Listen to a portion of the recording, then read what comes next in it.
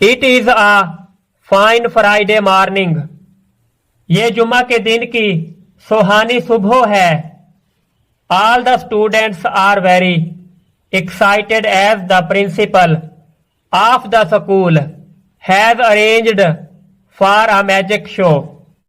तमाम तुलबा पुरजोश हैं क्योंकि स्कूल के प्रिंसिपल साहब ने जादू के एक तमाशे का इंतजाम किया है। We are anxiously waiting for the magician. हम बेताबी से जादूगर का इंतजार कर रहे हैं। Suddenly the door opens and a strange looking man enters. अचानक दरवाजा खुलता है और अजीब दिखाई देने वाला एक आदमी दाखिल होता है। He is wearing a long black coat, a hat and is holding a stick in his hand. वो एक लंबा कोट, एक हैट पहने हुए है और अपने हाथ में एक छड़ी पकड़े हुए है।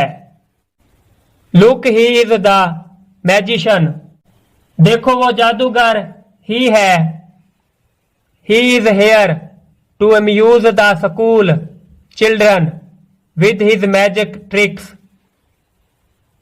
वो अपने जादू के करतबों से स्कूल के बच्चों को तफरीह मुहैया करने के लिए यहाँ आया है।